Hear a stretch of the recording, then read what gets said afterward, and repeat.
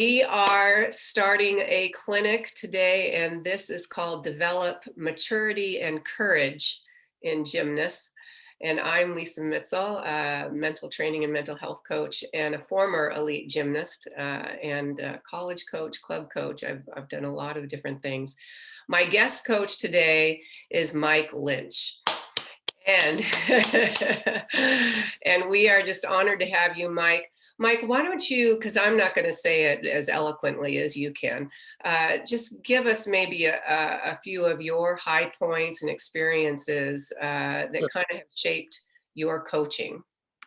Oh, I'll try and blow through real quickly my experience. I was a college gymnast, and I was, brought up at a time where women's gymnastics was just beginning to do all the high flying skills like double backflips and all that. And so I was brought in to coach because of my experience as a gymnast.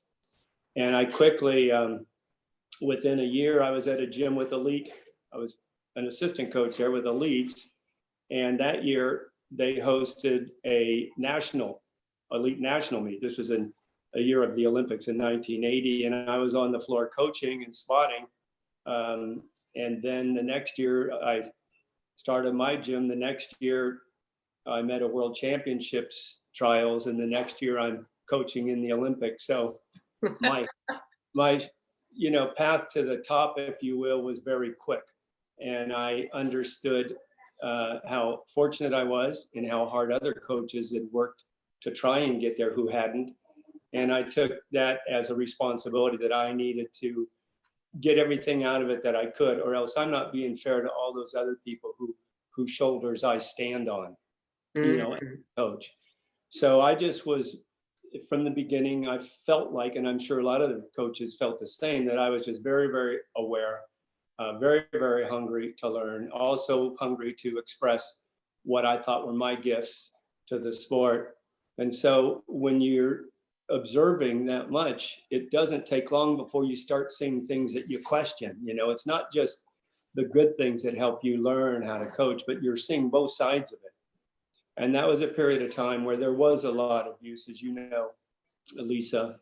And most of that abuse was more in the form of what I might call mental abuse, not just physical or sexual abuse or whatever.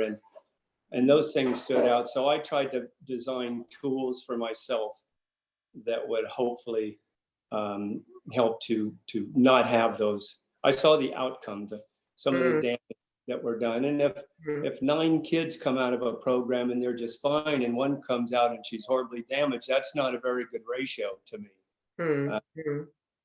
So that's sort of the basis. Yeah, and thank you. I think for everybody here, what I'm hearing is that, Mike, you had this kind of perspective that you were very lucky to be in those situations and around the talented athletes, and that hunger to learn and be the best you could be really did kind of set a foundation for you and your philosophies. And I think that that's one thing that I might touch on later on, is that feeling of being lucky or blessed for where you are, and that gratitude really is one of the greatest tools and practices that we can use in order to create the maturity that we want to see, that we want to help develop in the athletes.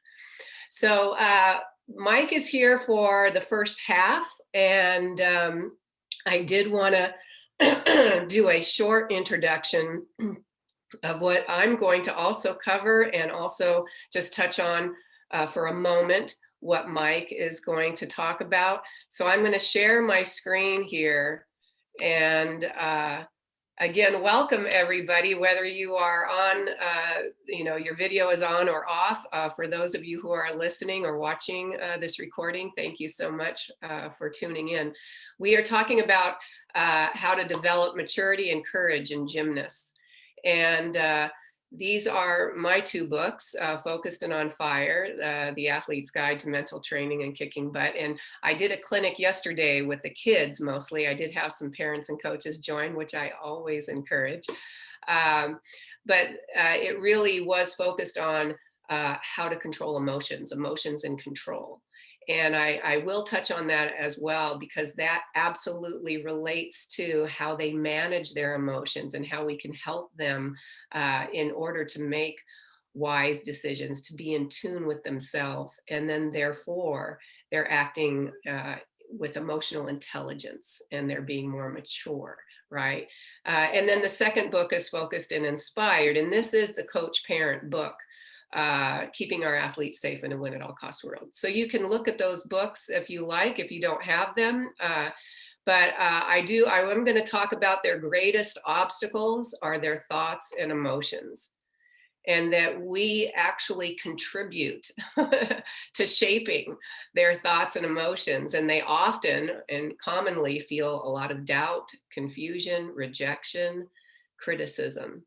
And even if we don't mean it, they absolutely can feel it. And so Mike, he says, so kids are most influenced by people they love and want to please, right? So who affects them?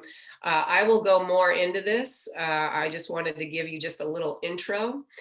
But Mike, Mike is going to talk to us about truth-based coaching and partnering or having an equal relationship with the gymnasts. And this is setting a tone and even modeling for the gymnasts, but there's actually other things that I am absolutely curious and wanting to hear Mike talk about. So Mike, you have the floor. Okay. Take it away. Yeah, well, I used, truth-based coaching was just a set of tools that I sort of developed for myself. I never designed them to necessarily be shared, although I'm happy to share any tools that I have. So they were just designed for me, and over the years they developed. And one of my philosophies with that is I'm continuing to try and develop as a coach, and I encourage everybody to do that. You always continue to learn. This idea that we're training athletes, I think we need to look at ourselves as athletes too. For one of the biggest reasons is we want to lead by example. And if we are not treating ourselves like an athlete, like we're trying to improve, we're trying to get better. I'm still trying to learn better communication skills. I'm trying to refine the physiology part and the physics part of gymnastics. And I continue to challenge myself, even when others don't. So this tool kit, if you will, was designed for me, and hopefully I can share it and there can be use that you can take from it. But it really just means, well, first, let me tell you what it isn't, what truth-based coaching isn't. And, I'm not trying to focus on the negatives, but in this case, there are a lot of don'ts, and coaching through manipulation, coaching through humiliation, anger, fear, those kind of things are just not helpful. When I say truth-based coaching, I want the coach to sit down and have a communication with the athlete, either by words or by what they do, but whatever it is, that it be truthful and not some form of manipulation, because in the end, that's what I think is damaging. And the whole basis of successful coaching, when I say successful coaching, I don't just mean winning medals. I mean coming out with a healthy human being when they leave the sport and when they go into other things in their life. But trust and trustworthiness are definite cornerstones to truth-based coaching. And so when I say truth-based coaching, recently somebody made an example and they said, well, I told my kid the truth that they're never going to be any good, or something to that effect. And I said, that's not truth-based coaching, that's damaging coaching. And you have to use your good sense of when you can say things and when you can't. But being truthful about what they need to get it done, spending time organizing a thought process and a set of progressions that will help the gymnast get over their fears. It's not going to a meet and seeing someone else yell at their kid and their kid did better. And so you say, wow, that yelling works. I'm not like that, but it seemed to work. So now I'm going to put that in my toolkit. We got to be smart enough to avoid those traps. When it comes to fear and anxiety, one thing I can tell you about the brain is, if any of you were gymnasts and you did something like, let's say, a double back for the first time, you will remember the fear that you had before, which is natural. You're going to be scared. That's one of the things that opens our eyes and gives us awareness and helps us to understand that there's something at stake here, and are we really ready? And so that's okay. But there becomes a point where it reaches this threshold where it's a negative emotion, which actually takes away. And so when I talk about anxiety, as an example, if I'm sitting in a room and I'm very confident about the material that I'm sharing, I see the room, I see the people in the room, I see the windows, if there's windows, the doors, the floors, the ceiling, the lights, and I'm very aware of my surroundings. If I'm fearful and full of anxiety, the world closes in on me, and I have this really, really shallow, narrow um, um, tube that I'm looking into. And it's the same thing with a gymnast. First time she does her double backflip, she's afraid, she's scared, and she does it. And she sees a big blur and she looks around, and now she's, you know, safe and she didn't die. And so she breathes a sigh of relief. Well, maybe that's okay the first time, but quickly you got to get that out of there, because if she continues to do that way, she's going to get injured. On the other side of that, when she feels good about what she's doing, when she feels confident and there's a lot of trust, whether in the coach or the coach's decision or the pits or wherever she's doing it, when she's up in the air, she sees things more clearly. Her eyes are more open. She sees the elements pass by her as she does her first flip and her second flip, and as she prepares to land.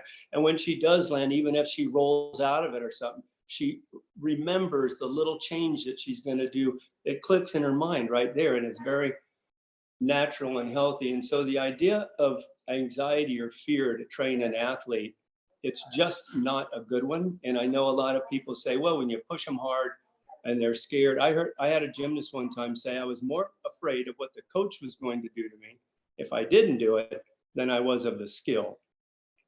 And of course, my immediate thought is, man, that's just not healthy. You know, I mean, you just don't want to go through coaching that way. So my idea is more, Lisa and I talked earlier about the relationship between the coach and the gymnast.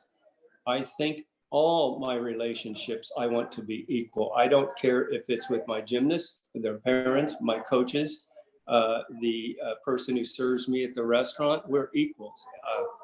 I'm not their superior and they're not my inferior.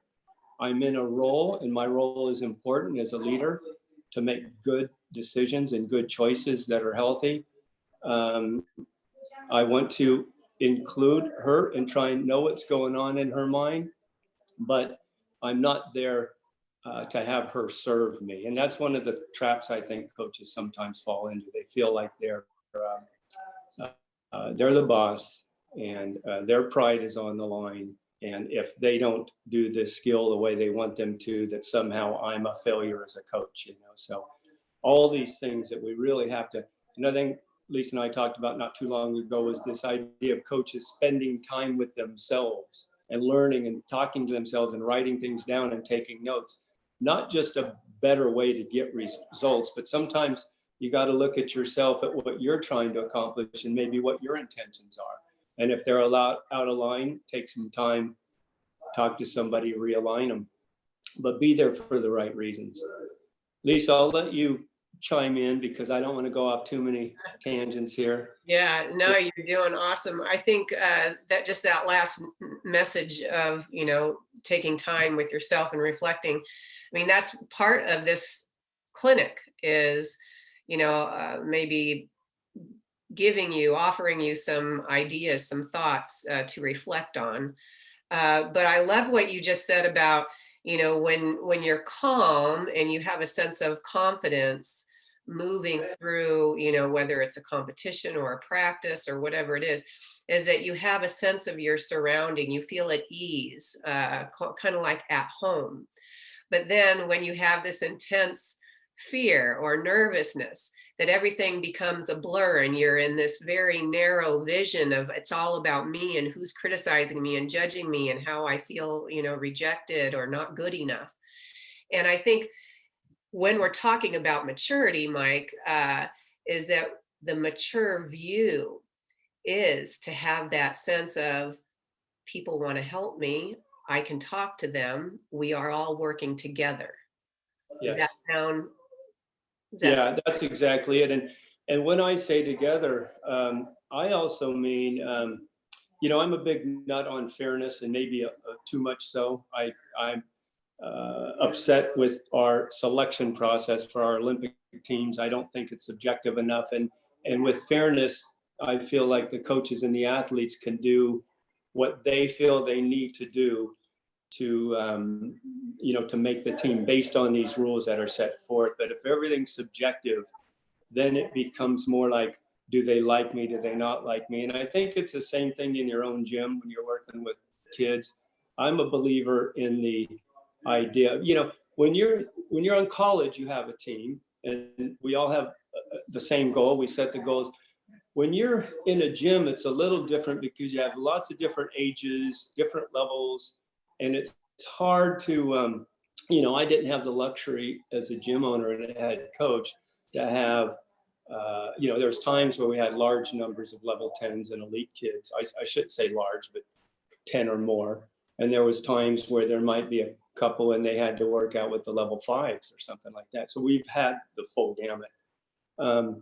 And I like the idea of being fair and your team being a unit. And for me, I wasn't really, the things that I wasn't good at were like team bonding events and stuff like that. Although we did traveling competitions together and fundraisers together. But I'm more into the everyday, day in and day out, the way that you treat people, from a sort of this continuation throughout the workout, this idea of being fair. And I think that there's a mental benefit to that, where the kids don't feel like they're, on the other side of it, we have humiliation and deal making, to where if you don't follow through with the deal we made, then you're going to get punished. I was taking notes earlier, and one of the things I wrote down is not to carry forward to the next day any of the shortcomings of the day before. If a kid was supposed to be doing 10 flip-flops on beam and she did 5, I witnessed one time where she comes into the gym, a different gym, and the coach says, well, you owe me 5 flip-flops before we can start today. So she had to carry this negative emotion from the next day into the day. For me, I'm more like, let's let that go and let's move forward. Everything's about moving forward. Yeah, I like that. I'm wondering, from a male coach's perspective, because I only have my own, what about, I think you have used the word humiliation a couple times. What about that kind of catty joking? Yeah. Because I think male coaches, maybe I'm not totally correct on this, but my experience and in gyms and knowing many coaches and being on different teams, coaching different teams, is that male coaches may tend to, and again, this is not, I'm not beating up the guy. I've seen it from both, but I know where but I think that possibly can kind of creep into this sense of lacking that real respect and care in being thoughtful of how you want to bond or joke, but not doing it in a sarcastic way. I don't know. Talk about that for a second. I agree with you. I think a coach has to be really careful. These are, for me, I coached women. I don't know, and young girls, and I don't know as much about coaching boys, but I think there's probably some similarities. But the idea of being condescending, or like you said, sarcastic, man, I so many times I've seen a coach be sarcastic to a kid, and the kid would give a look like, does he mean it? Does he not mean it? Is it a joke? I think you got to be careful there. There was a video that surfaced recently about a top coach, a top program, and the male coach was doing just that, being very condescending and talking about the girl's brain and, where's your brain on the last one and things like that. And even more so if you start making physical comments. Right. Right. about her. If she has short, stocky legs, then you call her a fire hydrant, or you make these jokes about her. Just these things are just, to me, they're just horrifying to hear. Very Because hurtful. the kid laughs, but man, she carries that pain home with her. And Yeah. sometimes, you can't unring that bell. That's another thing about coaching. Yeah. I'm so glad that you have had those types of experience to be able to speak about them. I think when we're doing this clinic on maturity and courage, how to develop that, Yes. how to develop maturity, is that we need to be aware of our habits, how we relate, how do we talk in a way that's really building them up, that we are not being judgmental, but we're helping to guide them to notice when they bend a leg, when they land with their chest down, when they're over rotating consistently, and what they can do to fix that. Yeah. It really is that equal partnership. Um, so with the truth-based coaching, I wonder, with everybody here, again, whether you're on video or not, do you have any comments or questions about some of the things that Mike has talked about? He also, talked about trustworthiness. And does anybody have any questions on how to develop that with the kids, or what Mike's experience is with the yelling or the manipulating and those things? That's an urgent coach. And I understand that. I have felt that myself. Mike, maybe you have too, felt that urgency. Yet that is short-term fixtures. Like, that's fixing things short term. That's trying to get a result immediately.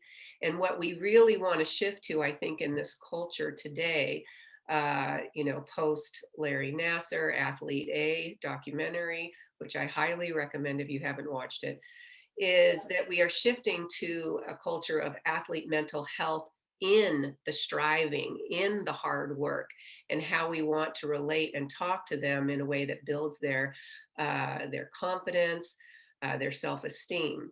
And that, in essence, will contribute to their ability to be more mature and making wise decisions instead of being reactive. So any comments or questions are welcome. You can use your chat box in the bottom. And also, I'm curious, Mike, out of everybody here, what level are you coaching or working with or parenting or guiding? I think we might have Sure. a few gymnasts present. You can say what level Yeah. you. Well, first of all, I want to say one thing related to the topic we just visited that I just wanted to get out, and that is always leave your athlete an off ramp. There's nothing that she has to do. She doesn't have to do that flip-flop on beam or the flyaway on bars. It doesn't have to be done. And you can say, oh, she has to do it or she won't make state. I don't care. She doesn't have to do it. So always have that off ramp, and make sure that you've thought about that a little bit ahead of time. As far as my own level in my coaching in my gym, I coached just level 10s and elites throughout the years. And I was at level 10 or elite nationals every year for 28, 30 years straight. I went on and I coached college, but I had to organize the programs for all the lower levels. And now that I've been doing freelancing in camps, I'm working with the lower levels, meaning, fours and fives, and sometimes even younger, which I just love. It's a blast. You don't feel the same pressure that you had to produce an Olympian or someone to nationals or a college scholarship. So, I'm hoping that even though those are skills that I learned for upper level kids, I just don't see any difference. People are people, humans are humans. And I used to say, there's not, what's the difference between an elite gymnast and a 4-year-old gymnast? And of course, the first thing they would say is, effort and goals and all that kind of stuff. But in the long run, it was, I would say a 4-year-old can take about the same amount of turns on bars as an elite. The 4-year-old does a couple little glides and some swings and gets off, and the elite gets up there and does some release moves and full twisting double, but this pattern of how to train and how to get things done and how to be productive, they're very similar. And the joy and the desire and the being compelled to get on that piece of equipment and do what they've been told that they're trying to learn, that's very similar. So I don't think there's a difference. And I don't believe that you should say, now you're level 8 or 10, and now you got to make this commitment. I think the commitment demand should be incremental. As they go a little further, you ask for a little more commitment and you build it that way. Because this idea of all of a sudden that door is closed and this door is open, once again, I question the damage that can do to some kids. Thanks, Mike. We did get a couple of responses, several responses. Tina's coaching all basics and Excel teams. Yes. Malia's coaching 6 through 10. Tyra's coaching around level 7.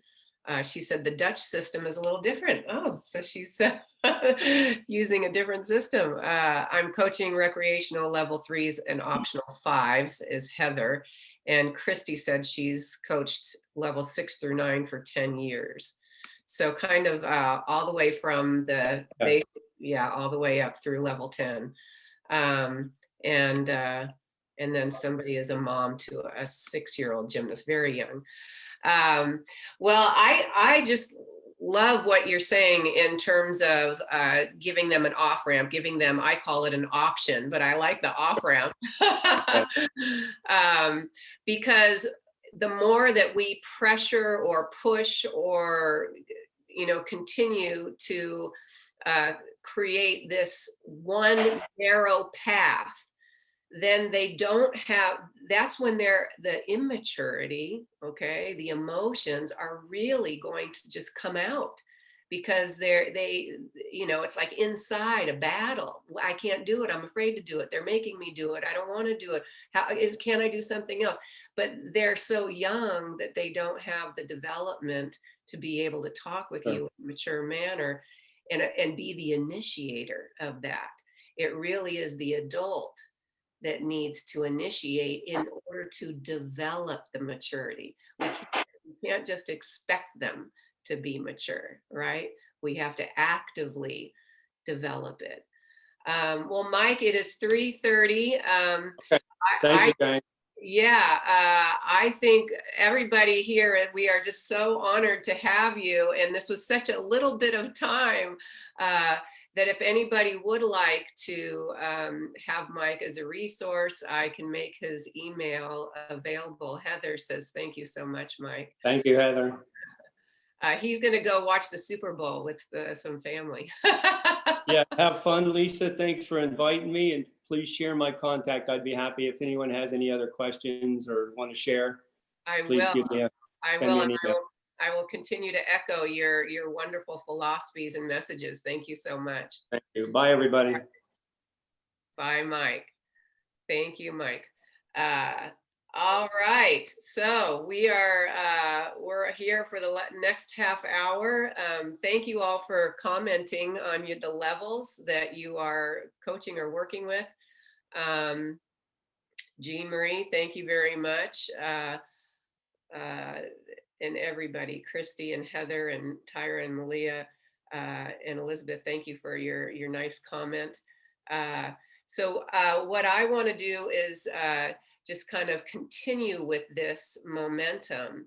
And I want to talk about tools and ways that we can become more in tune with our own emotions, but especially the emotions of the athlete, because that is the obstacle, is their thoughts and their emotions, and how are we guiding them and helping them to develop emotionally so that they can become more mature and so that they can develop courage.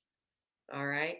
So I am going to share my screen again.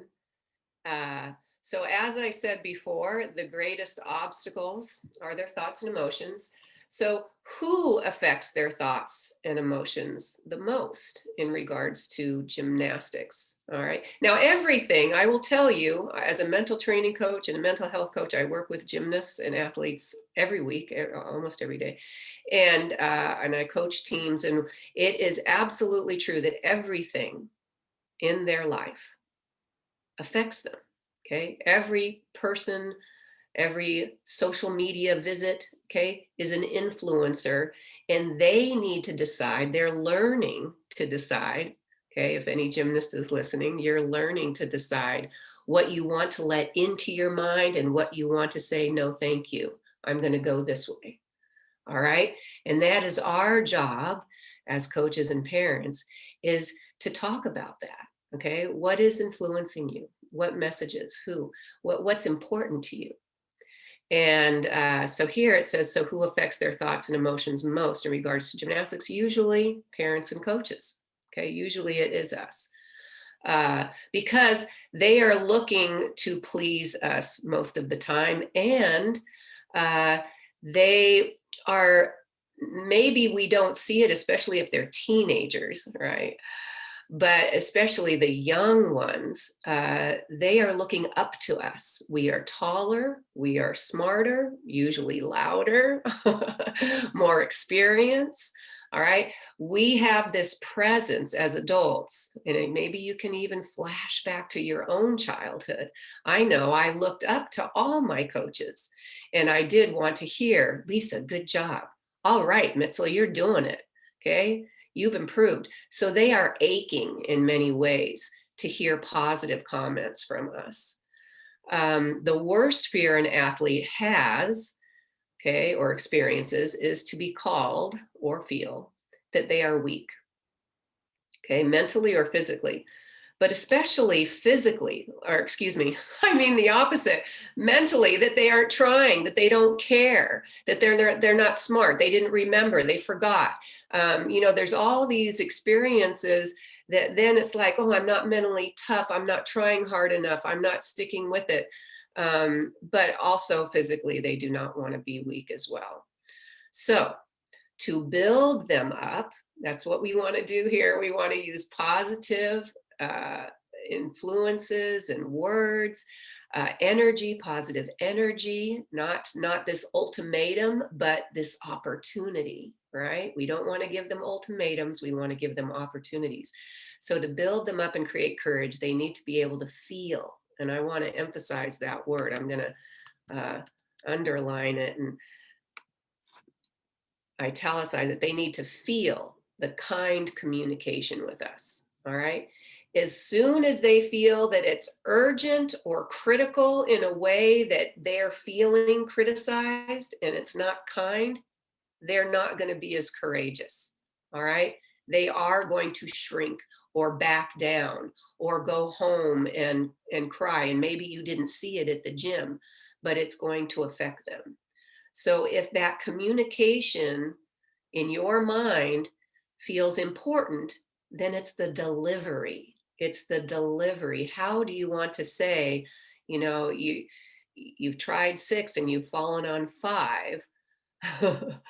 This is what we need to do. I'm here to help you. Okay. Use that phrase. I'm here to help you. You can say, all right, I still see your knees bending. That's okay. Say, that's okay. I'm here to help you. We will do it again. Let's do a drill. When you are using kind communication, that allows them to be able to speak up and work with you. As adults, we often think, well, they're smart. They're going, they're this age, they're 6th grade, 7th grade. They understand English. They understand what I'm saying. Why can't they respond? Why can't they talk to me? Okay. Because they're intimidated. All right. So it is up to us to present it in a way. All right. It's the delivery and the phrases. All right. Are you okay? I'm here for you. That's simple. I'm here for you. All right. So write these things down if they resonate with you. Number 2, that you are connected and you care unconditionally. All right, that word is very key. Often gymnasts will feel like you only care when they perform well. This is so common. I can't tell you enough. I've worked with thousands of athletes, and they feel like if they're not doing well, whether they see it, okay, on your face, your body language, or through your words, and this is for parents and coaches, just understand that they're very, very sensitive in a way because they're seeking your approval. So even when they're having an off day, even when they appear lazy, which usually is some kind of a coping mechanism, all right? If they feel, if they appear to not have a lot of energy, if they appear to be distracted, if they appear to be aloof and uncaring of what you're saying, usually that's some kind of a coping mechanism. And sometimes it's just to be in with their teammates. So when we recognize, all right, that they're going through their own development, they're going through their own emotional journey, we don't want to detach, okay? As soon as you detach and judge, that's when they are going to feel the disconnection and that you don't care, okay? They're going to feel judged. So kind communication, feeling that you're connected and you care unconditionally, even on an off day. And number three, that they need to feel free to acknowledge their emotions. All right. I'm scared. I don't know. Say in the chat box, especially their fears, say in the chat box, have you had a gymnast say to you in front of other gymnasts, I don't think I can do it, or I'm scared, or I think I'm too nervous, or, I'm feeling judged or criticized? Or have they ever said anything like that to you? Usually that's a private conversation. So out in the gym, in practice, going through turns, repetitions, they've only got so much time, and there's a lot of pressure, and they don't want to feel like they're weak. Remember, that's the first thing. As soon as they feel that they're being looked at as weak, then they're going to close up. They're going to shut down. Okay. And for sure, their performance is going to suffer. All right. It is only the rare percentage of gymnasts that can push through that. And that to me is not mental toughness. That's survival. Okay. So I want to make that very clear. If we have a standard, and maybe this is the old style of coaching that we're kind of shifting away from, but if we think that that is the standard, that even under pressure, tears, fear, everything, they still are able to push through. That is extremely rare. And that should not be the standard because they are in survival mode. If you think about the Olympic athletes, our women gymnasts who have come forward and said, whether it was the Carollis or the actual Nassar abuse, but any kind of verbal and emotional abuse, they were performing despite the pressure and the humiliation and manipulation and bullying. All right. They were performing despite that. And they are definitely, in therapy and working through that. So we don't want to damage that. We don't want to do that. We want to make sure that we are giving them options and that we are opening the doors to being vulnerable. All right. Here's one thing I would like you to write down if you feel like this would be helpful, okay, is when was a time, especially when you were a kid, if you were a gymnast or an athlete, when you felt vulnerable? When was a time that you felt a coach or somebody else was criticizing you in a way that made you feel like, oh my gosh, I'm about to cry and I can't, or I can't think clearly, or I feel humiliated. I feel like I just want to go home. Maybe I want to quit. All right. These are the moments that they can relate to if you're able to share that with them. And you don't have to go into some big story. It can just be, blah, blah, blah, blah, blah, blah. And I know what that feels like. and I understand. As soon as they feel that you really understand their emotion, that is going to allow them to be able to connect with you and to speak with you and to be mature and to be courageous. All right. They need to feel that freedom that they can express, and they're not going to express it unless they really think you understand and that you're going to be patient with them. So I hope that that helps. We're going to continue on. Please feel free to write any kind of comment or questions in the chat. I am definitely open to having to be able to respond to you. So we need to normalize it. All right, normalize talking about emotions. Normalize that fear is okay. It's healthy to feel many emotions. That is healthy. All right. They usually in sports, we want them to just kind of stuff it down, hold that in. We got to work. We're all about the action. We're all about, come on, we got 10 repetitions to do. We got to hit 5. We got to be ready for the meet. Well, if you just pause for 30 seconds, all right, I'm not saying 30 minutes, I'm saying 30 seconds. And you say, hey, if anybody is feeling overwhelmed or struggling, come over, let me know, or get a drink, take a breath. All right. And then we can get back to work. I want you to be able to be in tune with yourself so that you can be focused. All right. I want you to be in tune with yourself so that you can be focused. All right. Otherwise, it is a blur. All right. They're hanging on, they're surviving. All right. We are role models and partners. Okay. It is an equal relationship, speaking to each other with respect, patience, and care. All right. This is not always natural, people. It's not always natural.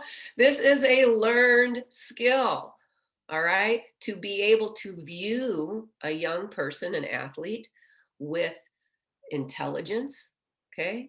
Because we often think, okay, I'm the one who knows. They don't know. Okay. So we see ourselves, it's almost like unconscious that we think of them as not being smart or intelligent. We want to view them as they're smart about themselves. They know when they feel scared. They know when they feel comfortable. They know their favorite food. They know how to make a bed. I mean, maybe these are the little tiny basic things, but they are intelligent. All right. And they are smart enough to know when they feel that they can trust you and when they can't trust you. All right. They are smart enough to know that. They just don't know how to respond. Okay. And that's what we want to teach them in order to help them develop maturity, is teaching them awareness. All right, so this actually I pulled from yesterday's clinic with the kids. So I want you to also just, this is a reminder that we are often focused outwardly on performance and results. And we focus on what other people want. Maybe coaches think of what the parents want, and that's driving you crazy. Maybe parents are thinking what the coaches want, and they're like, oh, but we all need to get together here. And we're easily influenced or focusing on what other people want, what other people think, and what they say. Plus, we are always moving and doing. Okay, sports is about action. Gymnastics is about mastering skills. So we're all about moving and doing, really, in order to develop that maturity and the courage, is that to get in tune with their emotions, that's about standing still, being still, and getting in tune with their thoughts and their beliefs. Okay? If you would like a gymnast to act courageously, okay, ask them, what do you believe in? Okay? I believe you can do it.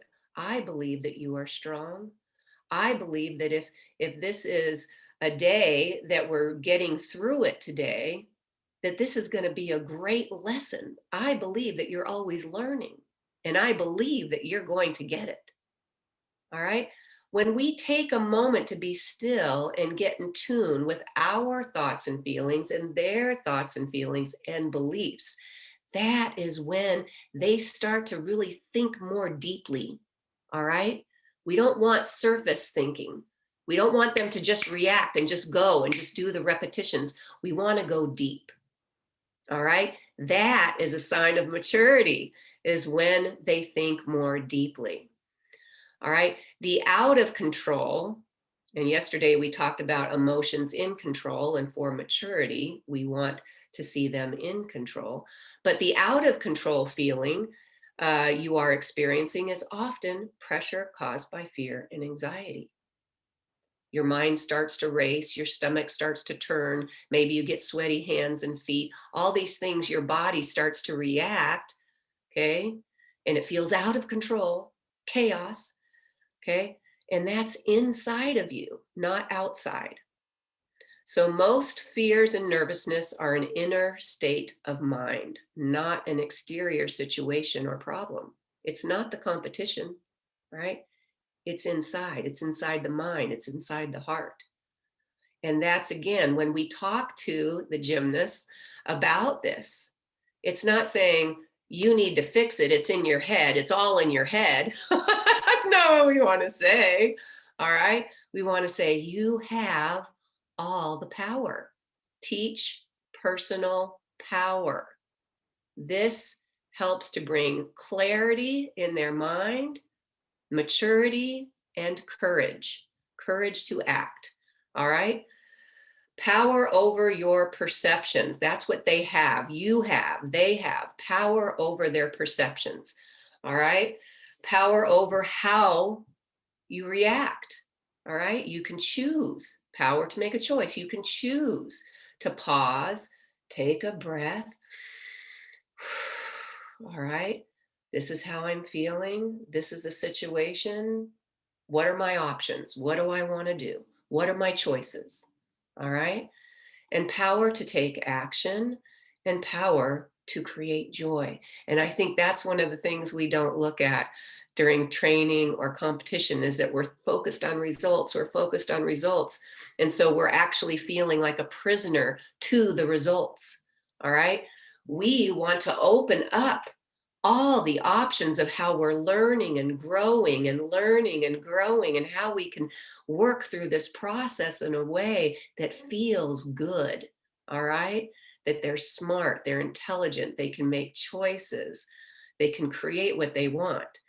So this is very, very typical. And I want to tell you, I got this out of this book, Feel the Fear and Do It Anyway. It's a great, great book, in addition to mine. But how do you want to feel? All right, pain or power? Do you want to be in pain, or do you want to feel your power? When we're in pain mentally and emotionally, all right, it's that feeling out of control. You feel helpless. Right? The gymnasts are like, yep, I feel that. So if we don't want a gymnast to feel helpless, we want to give them choices. This is in the power. All right. You can write this or draw this or take a picture if you like. Often they will get depressed. Maybe you do. At times I do. All right. So then we can create energy.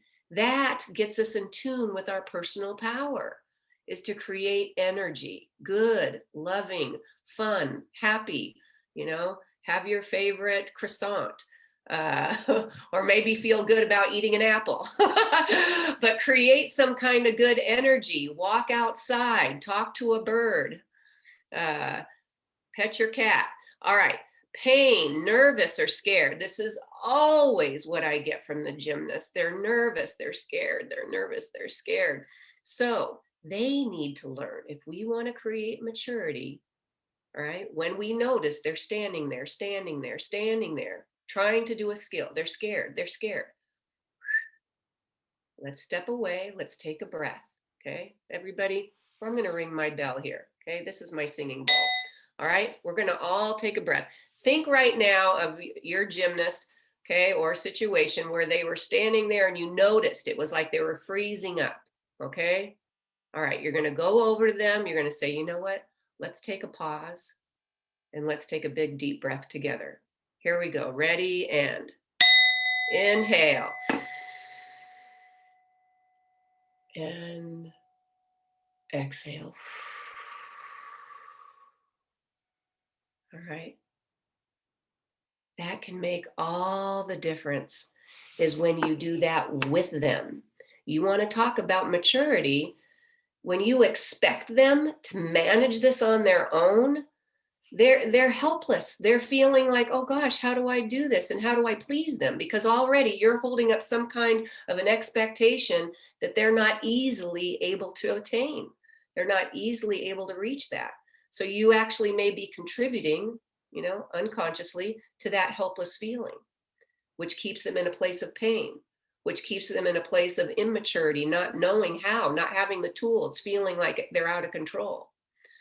So nervous and scared, you go with them, you take a breath, and you say, what options do we have? Let's take some other steps. Go into action, not expectation.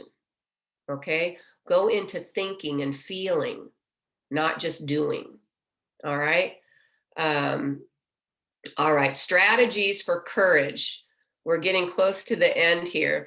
Let me stop for a second here. Any comments or questions on that section so far? Please put it in the chat box, or feel free to unmute if anybody would like to ask with your voice. I'm having a really good time in being able to share a lot of these tools that I teach with the gymnasts and that I work with, and I consult coaches and parents. And parents are often, just they're in a place of unknowing, okay? Not knowing when the sport has all these high standards, hard work. If you want to get to the next level, if you want to reach this, if you want to get a college scholarship, and then of course they mix it with the fun of going to a college meet or watching it on TV. So it's like, oh yeah, but it's kind of tainted or kind of covered over with this hard pressure. So it's these mixed feelings that the gymnasts get, and they're not able to sort through that easily. So feel free to put any comments in there you like. So strategies for courage. When you start to feel nervous, notice it. This is one of the greatest keys. All right. I would stand in front of my team, and I've coached many teams, and say, all right, so we're going to practice today taking a pause in between turns and just checking in with your thoughts, your breath, and your body. I control my thoughts, my breath, and my body. I'm going to notice if I start to tense up. I'm feeling a little tense. Or I'm going to notice when I'm thinking about, oh, shoot, I don't know if I'm going to land this in the meet this weekend, and then they tense up. I'm going to notice that. All right. That's awareness. We're teaching awareness. All right. So think, what do I want to do? Do I want to hold back and be in pain? Or do I want to move forward and feel my power? I posed this question to the kids yesterday, and I said, you can unmute everybody. There was like 50 or 60 kids, and they're like, I want to feel my power. I want to feel my power. It was so cute. And so that's what we can help them do, is grow that sense of courage and to feel their power. So we want to practice getting calm and clear. All right, this is an actual skill, standing still, taking a breath, getting calm and clear in the present moment thinking. And then they take a big, deep breath and they repeat. And I was saying, repeat your phrases because I want it to resonate with them. I can handle this. Everything will be okay. This is a very mature way of handling a struggle. This is a very mature way of being in tune with yourself, talking to yourself. All right. I can handle this. Everything will be okay. I am in control. All right. If you have any sense of that the gymnasts feel like you're always in control, all right, they are not going to be able to respond in a mature way very easily. Okay. They're not going to be courageous. They're going to be intimidated and afraid.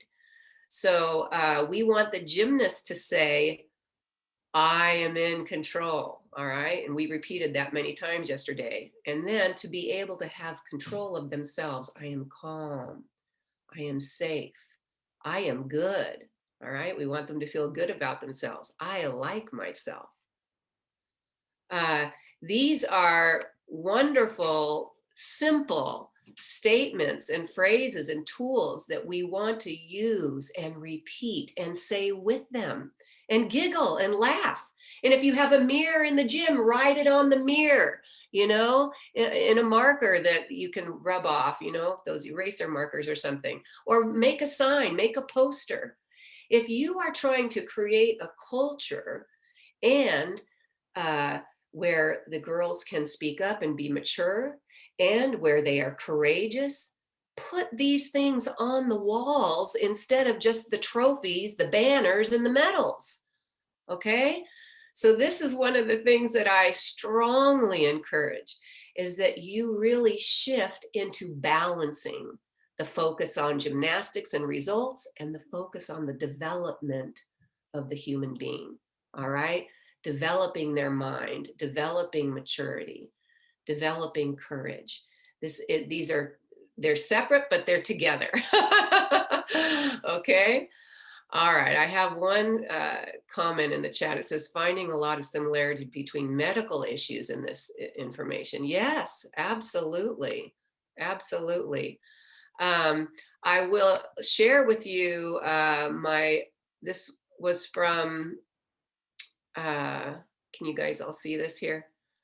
This is athletes' thoughts and feelings, validate, normalize, and partner. So this is from a talk I did at National Congress last August. When we notice their facial or body, their facial expressions, bodily language, then we can actually say, you know, it looks like you're a little bit nervous or tense. How are you feeling? And check in with them. And then the coach can say, when you start to feel nervous or scared, that's okay. I hope you all will say that to them. That's okay. I understand. We all get scared sometimes, kids, adults, and all of us. It's normal. I will slow down and help you. This absolutely acknowledges that they're feeling something, that it's okay, that you experience it too, and that you're there to help them. You're there to slow down and help them. So we don't think of these things necessarily like, well, if I do this, this will help to build maturity. But it absolutely will. It will give them kind of a foundation or sort of a format for them to be able to process it in their own mind and then to be able to articulate it. That's the thing. We want them to be able to process and speak and articulate in a mature manner, that they notice their feelings. They notice when they're feeling freaked out, okay? And we can explain it like this. The second one, she's worried. And the coach says, for best concentration and performance, okay, what a way to start, okay? To perform your best and to concentrate your best, your emotions are important. All right. When you can, it helps to talk about it. We don't want to pressure them to speak right now. If they can, great. If they're not ready, that's okay. All right. Holding feelings inside is not helpful. If you feel worried, let's figure it out. Okay.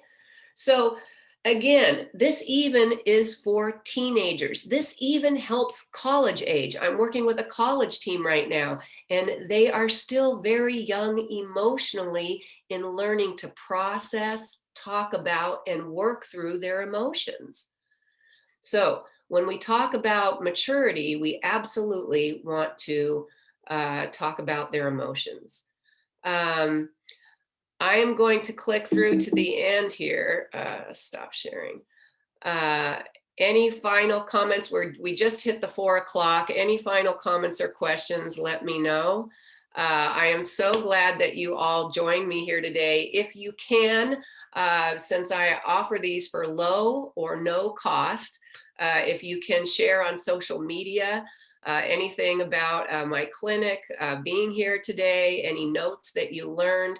I'm here to spread all the positive tools and for us to really help all the gyms, all the coaches and parents in the country to be able to create athlete mental health. Thank you, Heather. Very, very nice. Thank you. Thank you so much. I will end on a final screen that has some information here. If I can click through it to the end. There we go. So this is my website, lisamitzel.com. Of course, you probably have my email, and here's my cell number. Follow me on Facebook or Instagram if you're not. And if you haven't signed up for my new e-newsletter, I think I signed up everybody, and you can always opt out. For people who signed up for my clinics, I usually add them to the newsletter list. And I do have ebooks available. If somebody doesn't want a hard copy, but you want it on a device, go to Amazon for that. But for hard copies, you can go to lisamitzel.com focused books. Right now, there's a sale. I think my publisher is having $30 for both books. So there's all that information. If you need anything else, please reach out to me. I'm going to offer these every month as much as I can. Thank you for those who contributed. Thank you so much. I think all of you guys are just awesome for being here. If you're going to go watch the Super Bowl, I hope your team wins.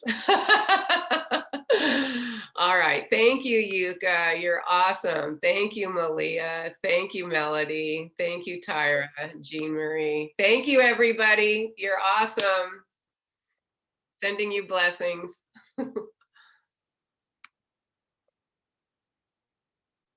Thank you, Elizabeth. Thank you.